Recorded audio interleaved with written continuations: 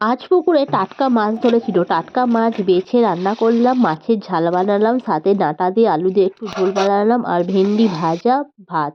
Hello everyone, good morning, welcome to Sanchita daily lifestyle blog. আর আমি সঞ্চিতা চলে এসেছি একটা নতুন ব্লগ নিয়ে। দেখতেই পাচ্ছ সকাল সকাল উঠে পড়েছি, আর এদিকে উঠে দেখছি যে আজকে মাছ ধরতে এসেছে। অলরেডি মাছ ধরা হয়ে গেছে, আর এদিকে আমাদের মাছও দিয়ে দিয়েছে। তো আজকে দেখো রুই দিয়েছে, সাথে একটা বিরাট বড় কাতলা দিয়েছে, এই মোটামুটি 500-600 ওজনের। তো আমি এখন মাছগুলোকে বসে পড়েছি বাছতে। আর যেহেতু মাছ তো দিয়েছে, বাছতেই হবে, কিছু করার নেই।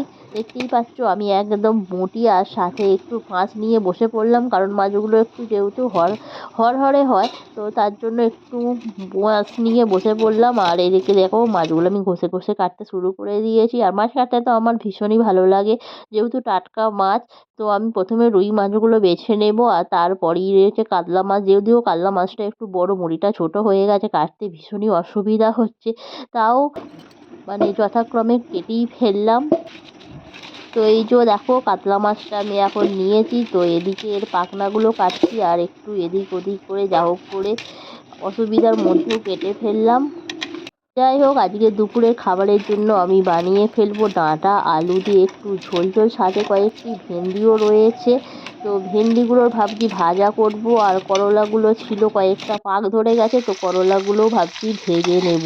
তো ইতিমধ্যে করলাগুলো দেখো কেটে আমি ভাজতে শুরু করে দিয়েছি, আর এখানে আলুটা সিদ্ধ করে দিয়েছিলাম। সিদ্ধ করে এই যে এখন যে ডাঁটা পাওয়া যায়, ভাবছি একটু ডাঁটা দিয়ে আলু দিয়ে টমেটো দিয়ে একটু ঝোল বানাবো, কারণ ঝোলটা একটু বেশি খাওয়া হয়। দেখতেই পাচ্ছ আলুগুলো সিদ্ধও হয়ে গেছে, আর সাথে ডাঁটাগুলো দিয়ে দিয়েছি। তো দিয়ে একটু জল ফল ঢেলে পাতলা একটু ঝোল বানিয়ে নিচ্ছি।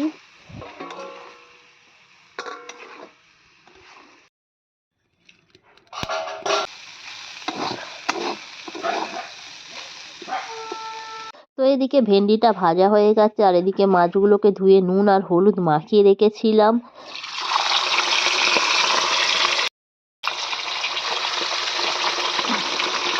এখন হচ্ছে মাছ ভাজা।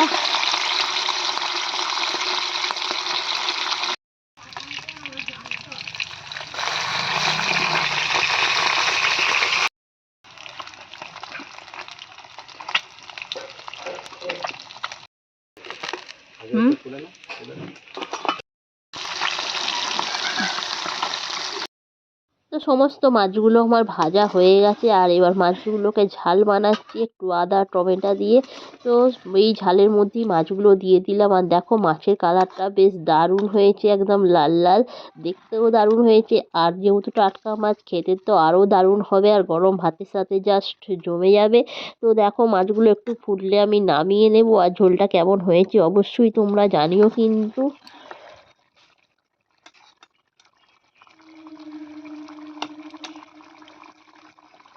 তো ইতিমধ্যে দেখতেই পাচ্ছ আমার ঝোল কমপ্লিট হয়ে গেছে, আর ভাতটা বাকি আছে। তো ভাতটা আমি শেষে বসিয়ে দিলাম। তো কেমন লাগলো ভিডিওটি অবশ্যই কমেন্ট করে জানিও কিন্তু। Tata, bye bye.